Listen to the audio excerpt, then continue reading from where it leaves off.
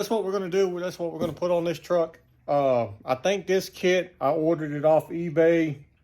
I think it was roughly $110, I believe it was, shipped. So we're going to put that on, and we're going to put some tires on the other wheels, and we're going to take this and have the front end aligned and have the tires installed. So we'll be riding so much better, so much safer, and not hearing that ping and knocking and clunking and everything else. So let's go ahead, let's get this thing jacked up, and I'll show you what it looks like. So this is the passenger side. You can tell that bushing, that rubber bushing in there is ate up.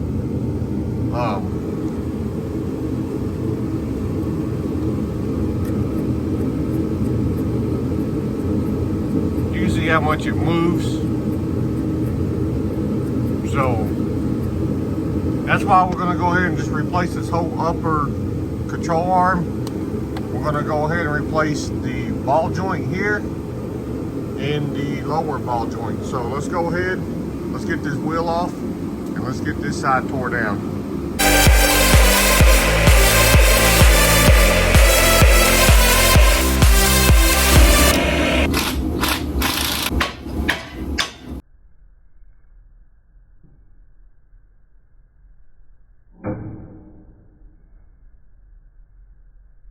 So what I opted for was brand new upper control arms. As you can tell right there, they do come with new bushings already installed, so that saves us some time on that.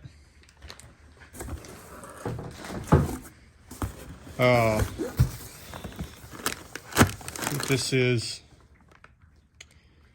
I don't really tell you, but as you can tell, it's made in China. Everything's made in China. I believe this is the ball joint. Yep, this is the upper ball joint here. I got, both sides, ball joints, upper and lower. Here's the other control arm for the other side.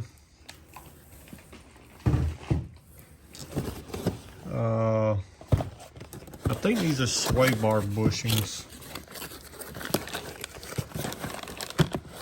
Yep, sway bar bushings. So these should be my outer tie rods, I believe.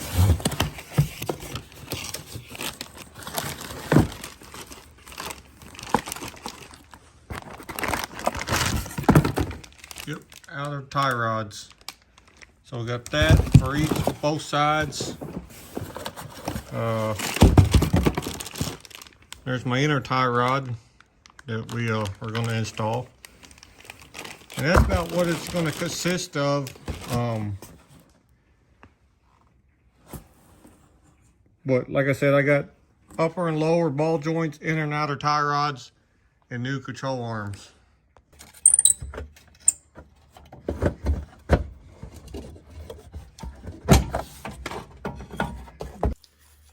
So this is the old control arm. As you can see, bushings are ate up. Look how bad the bolt is. We're going to get these cleaned up with a wire brush before we put them back in there. But look at the bushing. I can push this thing out. That's the metal sleeve that goes in the bushing. Wore out, wore out, wore out. All right, so I got my bolts cleaned up with the wire brush, wire wheel, whatever. Get the right one, because there is a left and right, and you don't want to put them on backwards. A little bit of grease, and we're going to put on the rubber pieces here.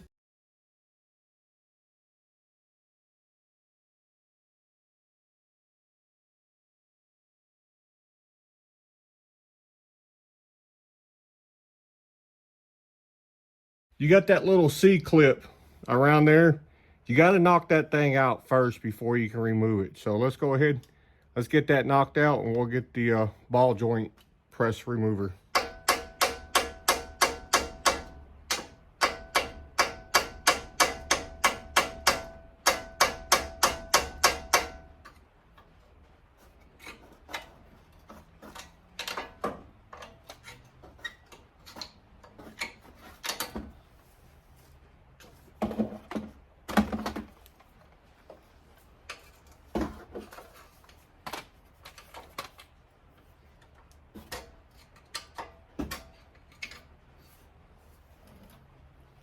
We got our little clip out, C-clip.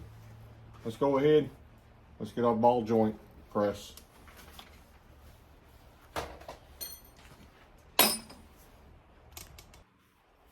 So what I'm using for a ball joint press, I picked up at Harbor Freight. I know a lot of people want to say the Harbor Freight stuff's junk, but most of the stuff I got is from Harbor Freight, and it's worked out pretty good. So let's get this ball joint out. 6mm, so just in case y'all was wondering.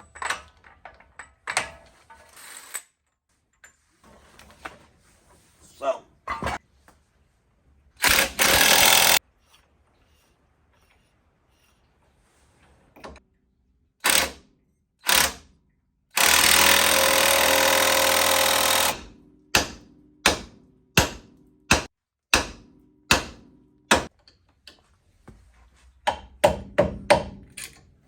alrighty, so I do got the ball joint out now. Had to take a grinder and cut off the wheel, cut that lip that was around it, grinded it down smooth, hit it with my hammer numerous times, popped out, and there it is. Alright, so now we got the lower ball joint installed, we got the snap ring put in, we got our grease fitting put in. So now what we're going to do is probably go ahead and tackle this outer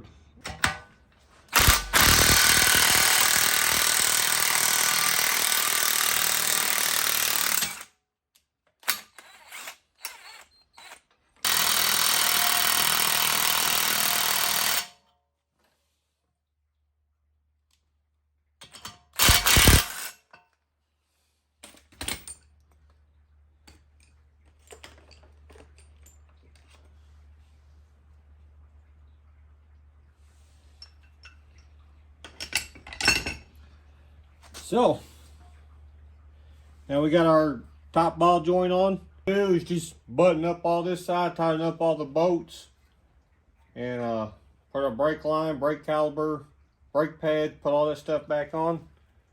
Then we'll move on to the other side. So on the driver's side here, this bolt here, it does hit the frame here a little bit. I had to massage it a little bit with the pry bar just to push that back to get the bolt to come out. And on this side, the bolt did come out also. So the guy that told me that you'll have to modify the body to get them bolts out, well, you're a liar, because I got them out without bending and cutting any of the body or anything like that. So, well, I did bend this just a tad, but as far as like major take a hammer to it, that did not happen.